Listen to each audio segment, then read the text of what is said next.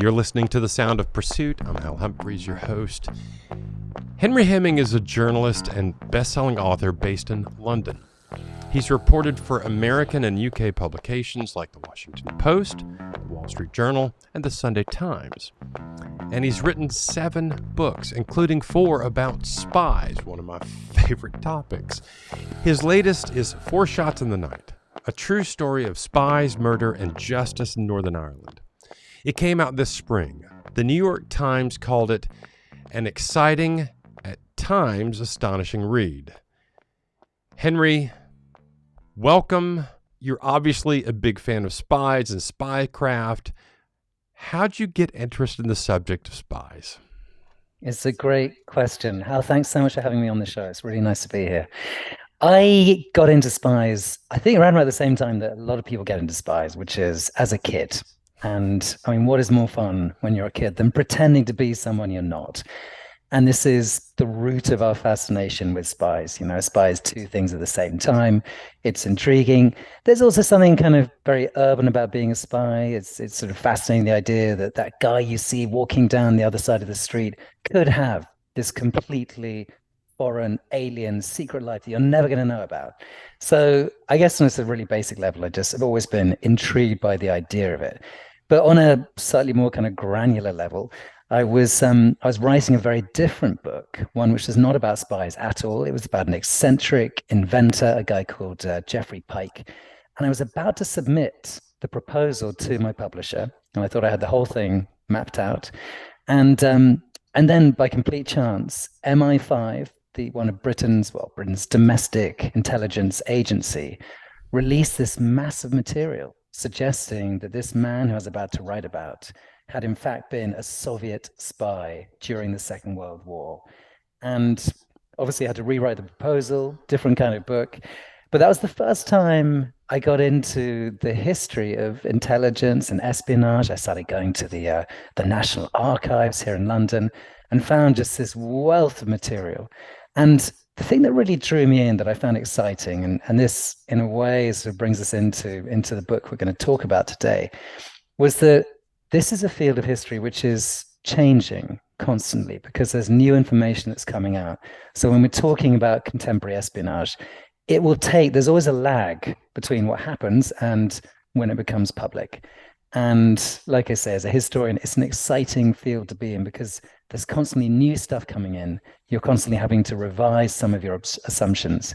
And the longer we go on, the more we discover about the role that has been played by spies in some really quite major political events. Yeah, I think I fall into the same category, which is you get absolutely intrigued with the idea of spies when you're a kid. And the thing about it is, it never goes away. There's a museum in Washington, D.C. called the International Spy Museum. And every time I go to D.C., I try to arrange a time to go over there. And the past couple of times I've been, it's been the exact same exhibits, but I'm still just fascinated by it. It's amazing. Have you ever been to that museum by chance? I have. I've spoken there. I did an event there recently. I love it. It's just a fantastic museum, and there should be more like it around the world. There should, and the staff at the International Spy Museum, they're so nice. They're eager to help and get people to understand. So I love it. Well, let's get right into 4 Shots in the Night. It's 1986, Northern Ireland. What happens the morning of May 25th? So we're in a corner of the UK, which is right next to the Republic of Ireland. It's imagine a broad sweep of moorland, not many trees around. It's pretty bleak. It's a warm day, but it's raining, and there's a lane that cuts through this moorland, and there's a local farmer, and he's walking down this particular lane, and he sees ahead of him a body. He sees what appears to be a corpse. He calls out, no response. And what's interesting is that he doesn't go close to the body. He turns around and he goes back to his house and he calls the police.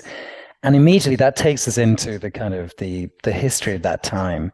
So we're bang in the middle of the troubles in Northern Ireland. And the reason the farmer does not go up to this body, which is not responding, which is almost certainly a corpse, is that he's worried that it might be an IRA victim and there could be a booby trap underneath this body or this corpse. And this was something the IRA was doing at that time. And this is where Four Shots in the Night begins, because the discovery of this body leads very slowly to the revelation of this extraordinary intelligence operation that was going on at that time. And to sum it all up, this is about British spies inside the IRA and other paramilitary organizations. And what's interesting is what they're trying to do and whether they succeeded. All right, I'm hooked. I'm in. Who was this guy? How did he become a British spy? So this guy is someone called Frank Hegarty, and he is a man who had spent most of his life in the nearby city of Derry slash London Derry.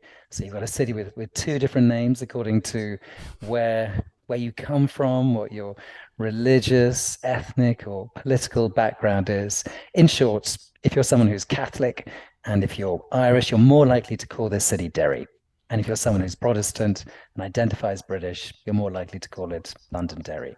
I think just, for the record, nowadays, most people are beginning to call it just Derry. And it's always a place that's had a majority Catholic population. And so Frank Hegarty is someone who's lived in Derry. He's a family man. He's a father of three. He's known in the city for being a greyhound enthusiast. So he trains up greyhounds. He takes racing at the nearby greyhound courses, and he's a reliable, solid, nice guy. And he's dead. He's been found by the side of the road, and the IRA claim responsibility for his murder. And they allege right away that he has been a British spy. So this is the accusation that's out there. And what's interesting, and maybe in some ways I'm kind of jumping ahead a bit, but I'll give you this one detail now. What's interesting is that usually when something like this happens, usually when someone is killed by the IRA and is accused of being a spy, usually the family of that person, the first thing they'll do is they'll say, absolute lies. Not a bit of it.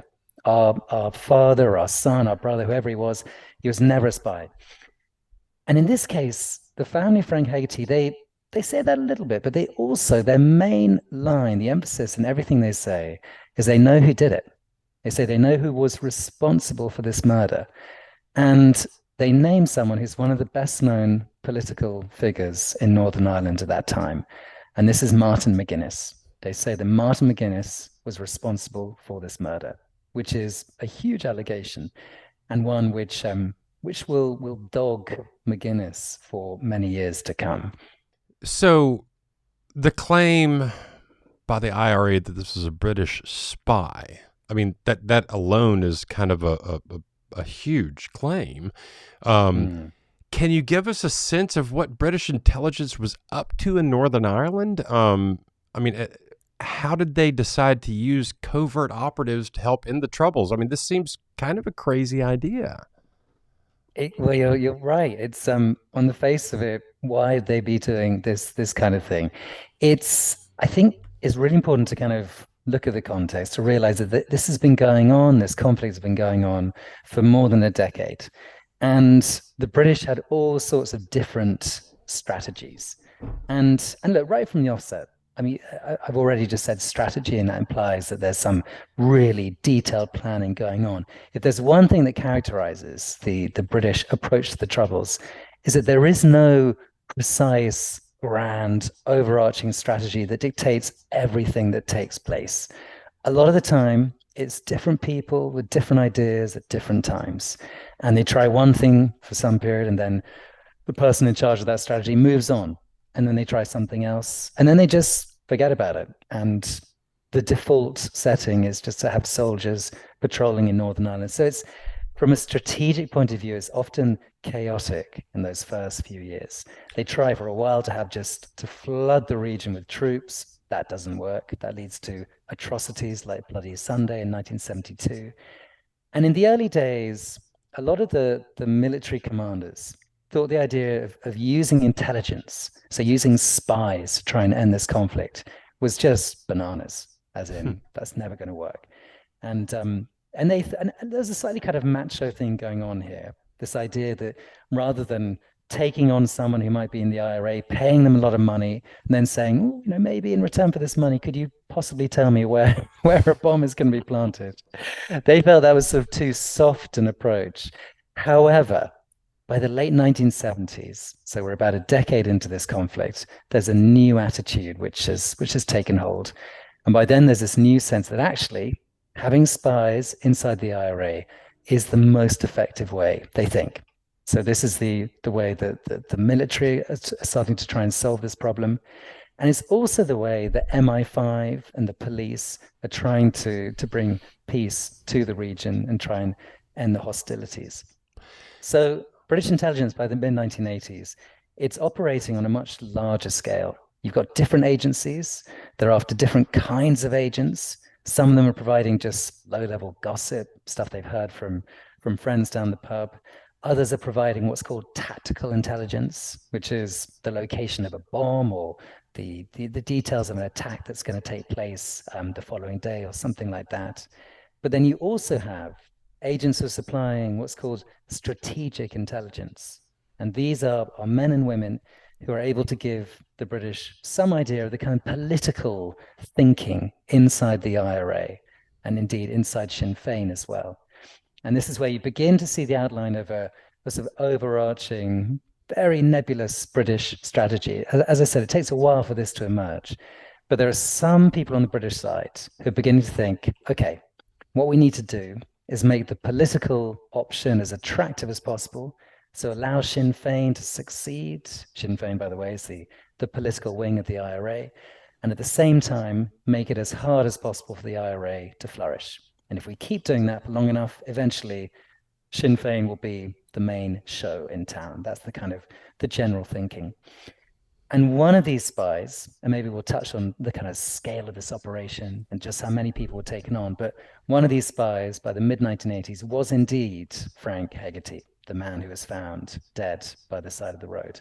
So he very much was working for the British and was supplying a variety of different kinds of intelligence.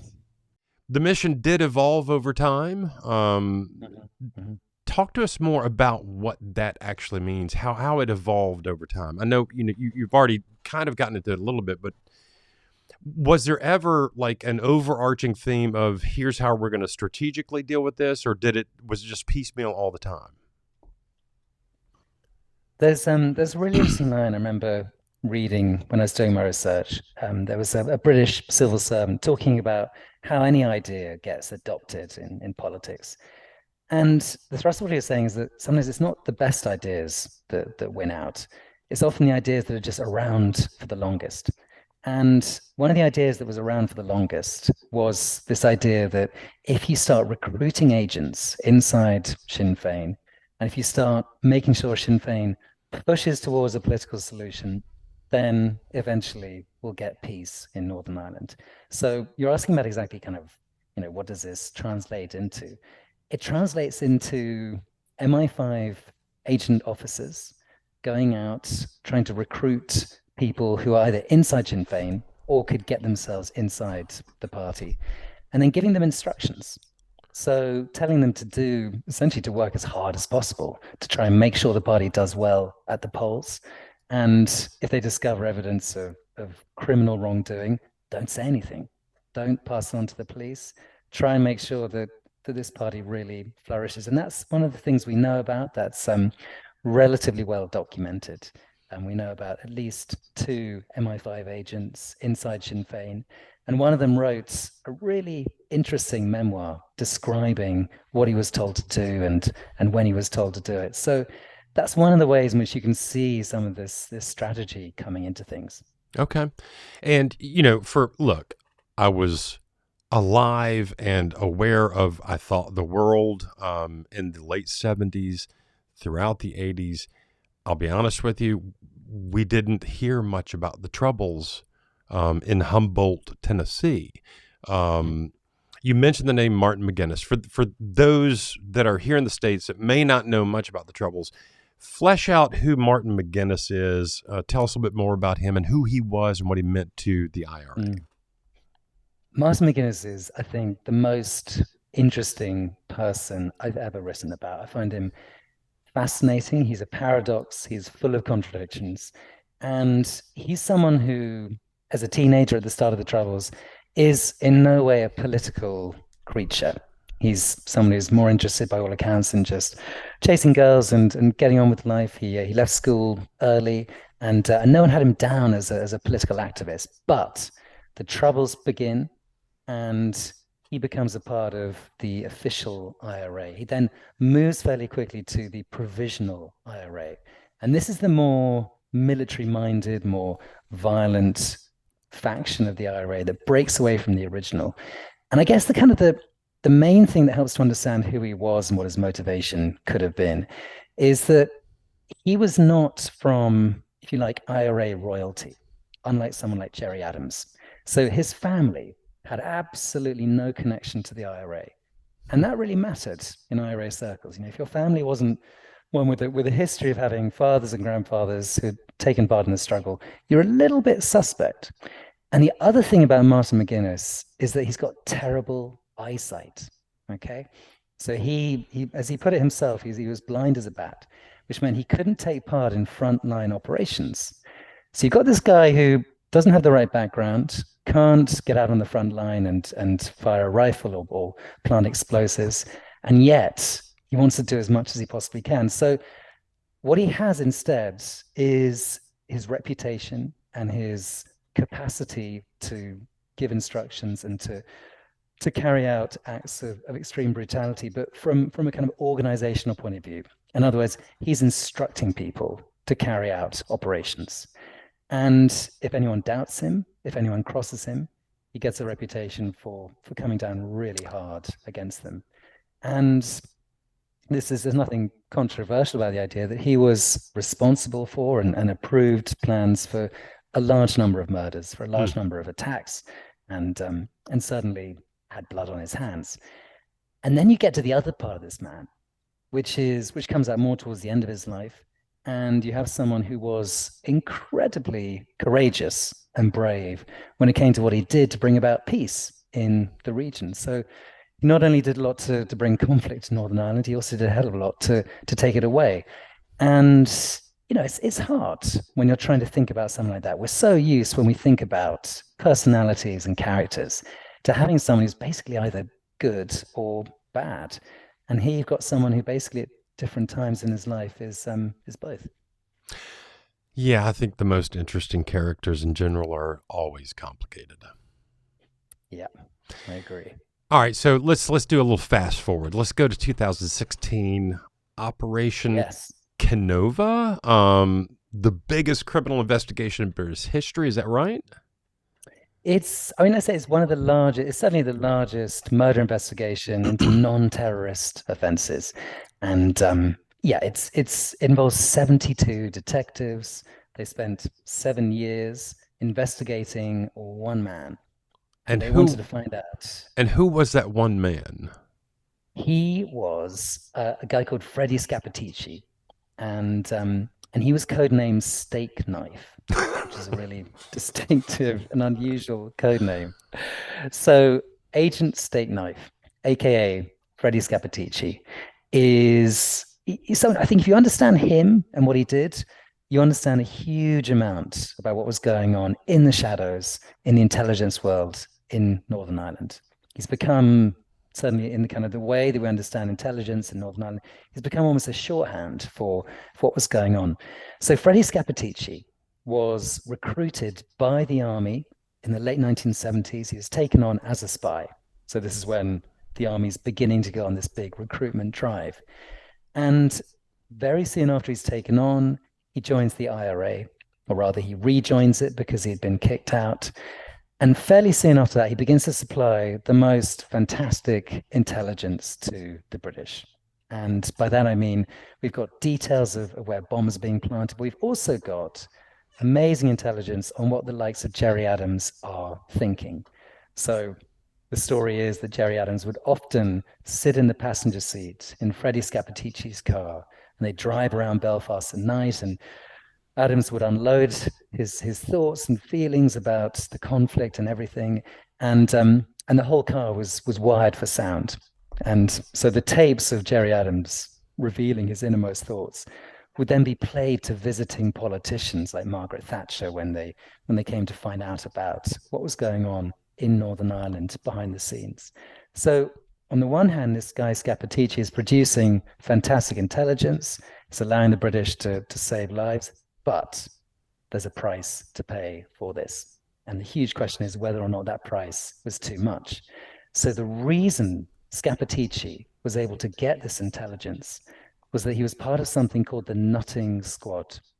So this is within the IRA. Its official title is the Internal Security Unit. And this is the unit devoted to interrogating people who are suspected of being British spies. And then if the likes of Martin McGuinness give the order for them to be killed, then the Nutting Squad would usually carry out that murder.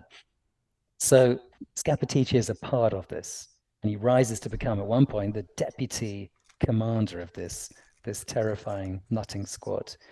And as of us speaking right now, we don't know exactly how many murders he may have taken part in. And some people think it's probably about 10 murders that he could have carried out or been a part of. Some people think it could have been more, others think it was less. We don't yet fully know. But this is what was going on. And the investigation into Freddie Scappaticci was trying to find out the extent of what happened, trying to find out how many times his handlers knew about a murder that was going to take place and chose not to intervene. And this is where we get right into the kind of moral complexity of what was going on. And you've got something that I refer to in Four Shots in the Night as the spy master's dilemma. Mm-hmm. And I call it that because it happened in Northern Ireland. It happens throughout the history of espionage, as far back as you want to go. And indeed, as far forward into the future as you want to take it, you will have a version of the same dilemma. And it boils down to one thing. Am I going to save more lives as a handler if I act on the intelligence that my agent or my spy has just handed to me? Or am I actually going to save more lives by doing nothing and just pretending this intelligence was never passed on? And I mean, on the face of it, that sounds like a no-brainer. That sounds like a non-dilemma. Surely if your agent tells you, I'm pretty sure someone's going to be killed in this place tomorrow, you need to act on it. You need to pass on that intelligence to the police and make sure a life is saved. But immediately when it becomes more complicated is that it's possible that by doing that, you're immediately placing the life of your agent in danger. Because if he's the only person who knows about it, then he will be suspected of being a spy and he will then probably be killed. But the other thing which complicates this is that the agent passing on the stuff, he never gives you precise information. He can give you a rough idea of what might be happening. He's not really sure, but this is what he believes possibly is going to happen. And then I guess the final thing to consider is that you don't know how much information your agent is going to provide in the years to come. You don't know how many life-saving bits of information he can give to you over the months and decades that follow. And I guess this is an impossible calculation, but it's one that spy masters or agent handlers had to make in Northern Ireland throughout the Troubles. And this is something which comes up in this extraordinary police investigation into Freddie Scappaticci. Were the right decisions made? Were these agent handlers too lax? Were they choosing to do nothing on too many occasions? Or did they make the right decision? And, the thing that occurs to me is you're dealing literally next door.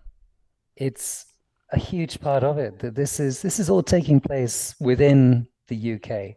Yeah. And it's something which came up a lot as I read around the subject, as I spoke to people who had spent time in Northern Ireland, perhaps working for the government or people who'd been there, lived there at some point for other reasons.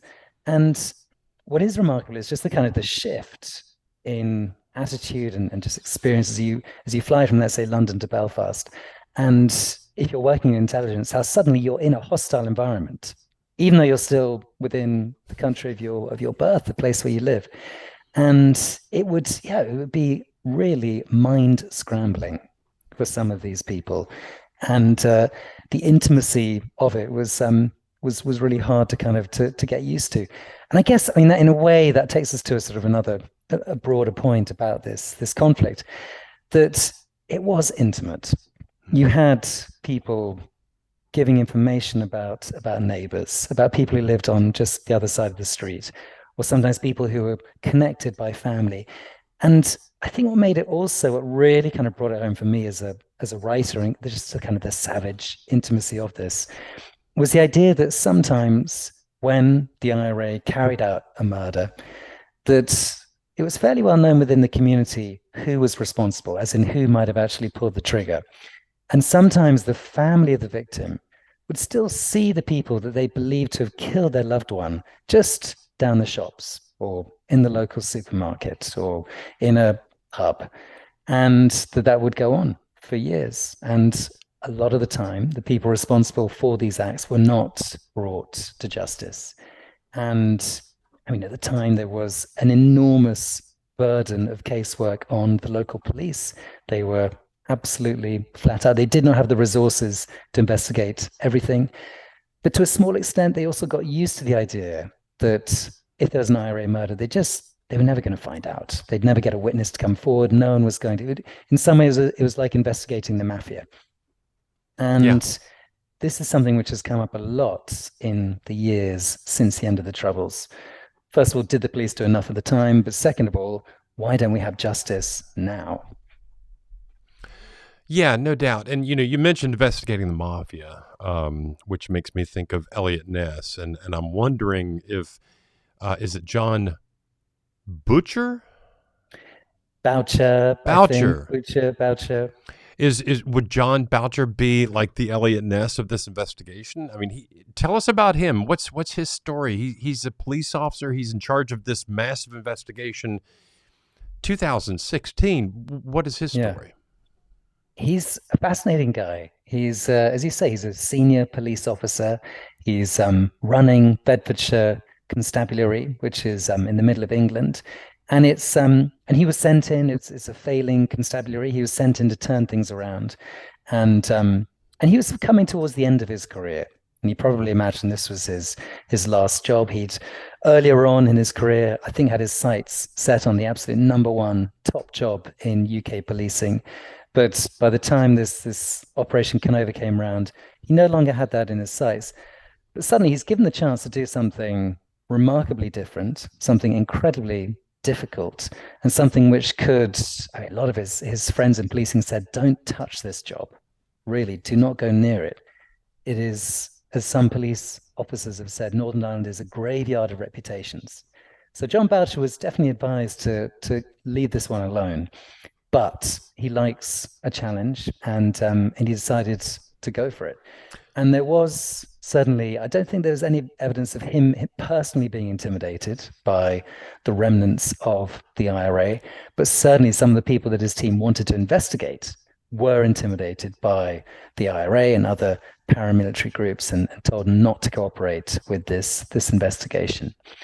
In spite of that, they had access to a huge number of people, but they also had access to a vast amount of classified information and intelligence. And this formed a large part of the prosecution case files they put together. And these were, I think there were 32 by the time they passed them on to the PPS in Belfast. That's the Public Prosecution Service. And that's really the kind of the end point of a police investigation. When you put together your case files, you pass them on to criminal prosecutor, and you hope next stage is the person you're hoping to charge will appear in court. So this is the stage they got to. They had a huge amount of evidence against Freddie Scappaticci, and they passed these files on, and they thought, right, this is it. We've done it. We've done enough to get this guy to appear in court. Finally, something which a lot of people thought was just never going to happen. because this guy was a British spy. He'd been paid thousands of pounds over the years. He was seen by the British Army as one of their greatest assets. And surely he'd be protected. Surely something would happen. But John Boucher and his team of detectives thought, no, we've got him. We've nailed him. And I mean, this is maybe I'll to create a bit of suspense. I won't go into exactly what happens next, but it's not what they expected. Yeah, and just from the outside looking in, I mean, for Boucher's part, I mean, you've got British spies potentially committing crimes, prominent politician, helped in the Troubles, complicit in a murder. You've got, I mean, this was not that long ago. 1986 is not that long ago. But you've got this tenuous peace after decades of violence. Boucher's investigation, I mean, there had to have been absolute trepidation among certain people about what it's going to reveal. It's like pulling a scab off an old wound. You're exactly right. What was the UK government take on that? What do they do next? Well, this is what's so interesting about it. And in a way, this is what drew me into the story. It's so unusual to have two different parts of the British state, if you like, one going after the other like this. I mean, in the history of British intelligence, there's no track record of the police going after a British spy in this way, with this amount of resource, with this number of detectives, with this amount of money. So it was really unusual. And there are a few times when Boucher touched upon the kind of in a way, the moral crusading element of this. And I know I'm going to misquote him, but he said something like, this is how we define ourselves as a democracy. It's not kind of just what we do, but it's how we respond to what has happened, how we investigate after the fact, and whether we're prepared to even someone who's worked as a British spy, to allow them to go through the criminal prosecution process. And so that was part of his motivation. He felt this really was about British democracy as much as anything else. But at the same time, you have people working in British intelligence, working for MI5, who were not 100% supportive of this investigation, who were not giving Boucher everything he needed. And it was fascinating reading Boucher's initial report. So he's got another one coming out early next year, but his initial report, he devotes a whole section to MI5, what he felt was the obstruction that he experienced. And even this is unusual. It's not often that you have a police report like this that talks so openly and at such length about MI5 not rolling over and not supplying enough information, or the information on time. So it's been really interesting. Something like this would never have happened 30 years ago or 40 years ago. It would have been just unthinkable. But this is the world that we're moving into, and as a historian, as a journalist, I think it's a good thing. I think this greater degree of transparency is hugely important, and that part of it I find exciting and interesting from as I say, a journalistic point of view, because it means there will be more stories to write about like this one. Yeah, so do me a favor, if you don't mind. I think we had you queued up to read a little bit out of maybe chapter 40 that kind of deals with what we've just been talking about. So chapter 40, License to Kill. In 2020, less than a year after John Boucher submitted the first of his steak knife case files to the Director of Public Prosecutions, while he was still waiting to hear the decision, he learned about a controversial bill set to go before Parliament. One of the biggest problems his team had faced when building their case against Freddie Scappaticci was the lack of legislation setting out what a British agent could be authorized to do by their handler, and whether there were situations in which they might be allowed to commit a serious crime. This new law that had been proposed by the government would, for the first time, give agent handlers from MI5, SIS, the police, and a surprisingly long list of other agencies, the power to authorize their agents to participate in criminal activity. Critics of this bill called for an upper limit on what government agents were permitted to do, For example, no agent should ever take part in a sexual crime or murder.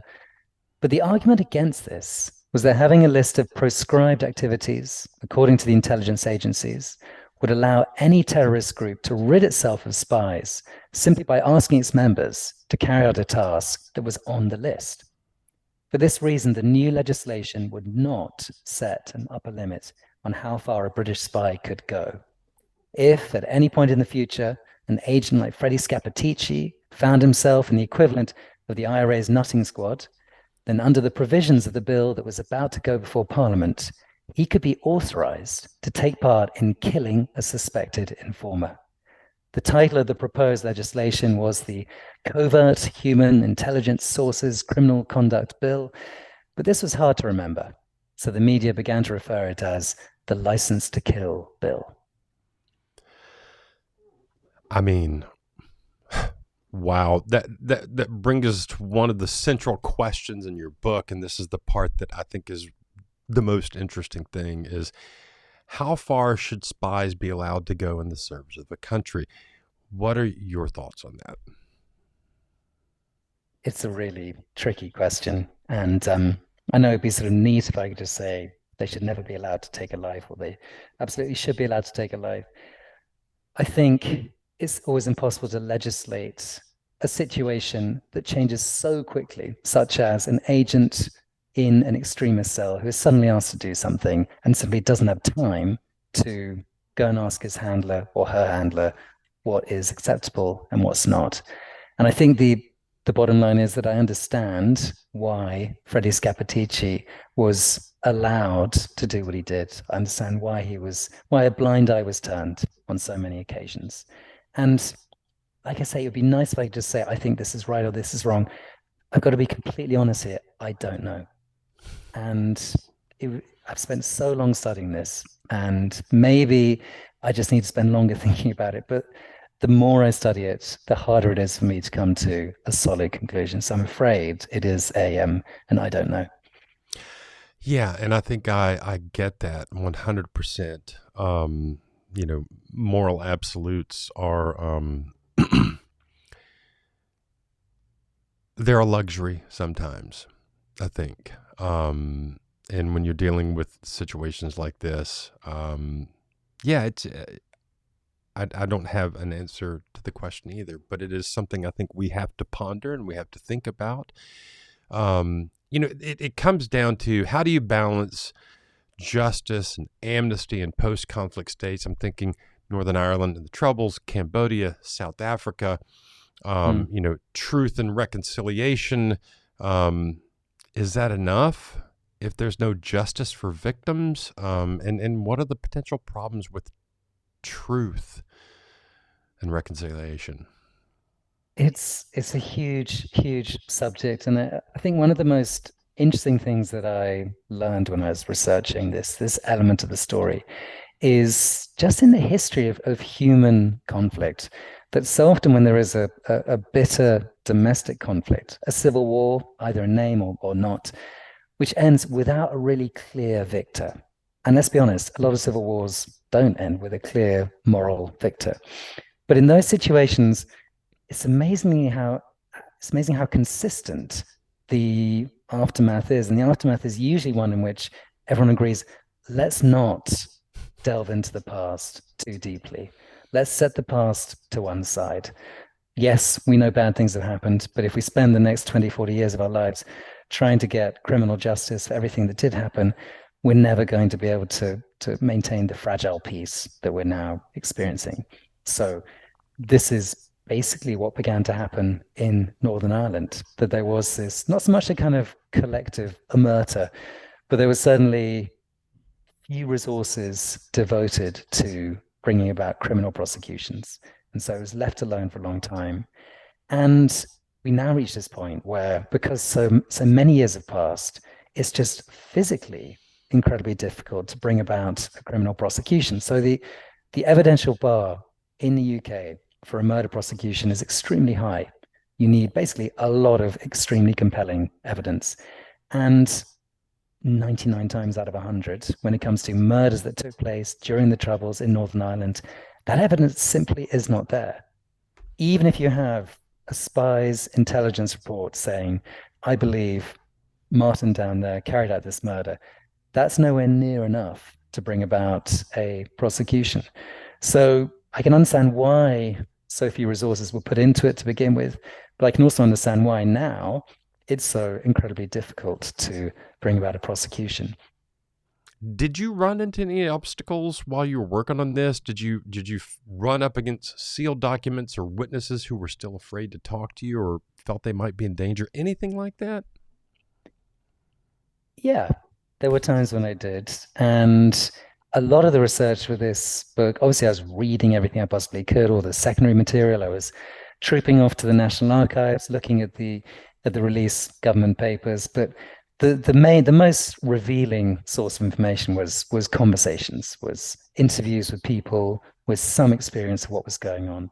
And I was able to speak to people from a full spectrum of backgrounds, from the intelligence community, from people who had known Frank Hegarty, who'd lived very close to him, who were friends with him, who were in some cases related to him, people who'd been in the police and the army. And there were times when people did not want to talk to me. There were also many times when people were surprisingly willing to speak to me and hadn't had a chance to speak to someone about this story for many, many years. And I think in some ways being an outsider would occasionally make that easier. If I was someone who had skin in the game, it might have been different. And there was suddenly, at least, there was one occasion when I remember being interviewed by the police, by Canova. And I thought when I sat down, this is going to be a friendly chat where we could talk about what we'd both been finding out because we were looking into very similar subjects. But it very soon became clear that it was not that. And I was asked about the source of a piece of information which I'd shared with someone else. And that was interesting because that was the first time I'd really had, I suppose, the kind of the need to protect a source's confidentiality tested. And of course, that's one of the most important things when you are working as a journalist or a writer in a field like this. And it was funny in a way, as in for the first 2 or 3 minutes, I said, I absolutely cannot tell you that. They were very unhappy about that. They applied just some verbal pressure. And then very, very quickly they said, okay, fine. And moved on, and we had a friendly chat about other things. But that was one of the most unexpected parts of the research process. It took me a while to realize that there were some people that I'd been able to speak to that the Canova team had not been able to get to. And that was something that really kind of informed where I went with the rest of the research. As in, as a writer, you can. There are some people who are willing to speak to you as a writer from London, as opposed to the police, and so it can be an asset to not have a team of 72 detectives with you and millions of pounds of resource. I'll talk to you, but not the peelers. Basically. From an investigative standpoint, private investigators and investigative journalists, I think, do very similar jobs. And the thing you said in this last bit that really hit home with me is physical evidence is a fantastic thing to have. Like it paints a picture, it tells a story. But there's a reason why physical evidence is almost always considered circumstantial evidence. And witness statements, people with firsthand knowledge of a thing, that's where the real meat of an investigation happens. And the ability to get people to open up and talk to you, the ability to suss through all of the varying perspectives, almost Rashomon style. You've got 7 different people with 7 different perspectives, but you find the commonalities, you find the things that thread together and make into a version of the truth. But what we're looking for, what you're looking for as a journalist and a writer, and what we're looking for as investigators is facts. And the only way you get to facts is talk to witnesses. So that I really enjoyed that last little bit about the number of witnesses you talked to and how that informed the story as much or more than anything. Look, I got to say, Henry, thank you so much for taking the time to be with us today. It's a fantastic book. Four Shots in the Night, A True Story of Spies, Murder, and Justice in Northern Ireland. Let me put it up here right in the middle of my screen. If you have not read this book, go online, buy a copy of it. Fantastic book. Four Shots in the Night, A True Story of Spies, Murder, and Justice in Northern Ireland. You can get this anywhere you buy books, ideally from your favorite independent bookstore. But barring that, it's not wrong to go to Amazon and buy the book. I'm going to guess that Henry is going to benefit either way you buy the book, but pick it up. Henry, I can't thank you enough for being here. It's a pleasure to meet you and speak with you about such an incredible story. And we'll have this on our YouTube channel. We'll also have a link for people to go buy the book. Anything else you'd like to say before we call it a day? I think we've covered the kind of the meat of the story. So and I just want to say thank you so much for having me on. It's been a really, really interesting conversation. Thank you. And thank you guys for listening to The Sound of Pursuit. I'm Hal Humphreys, and that is your Sound of Pursuit for this week.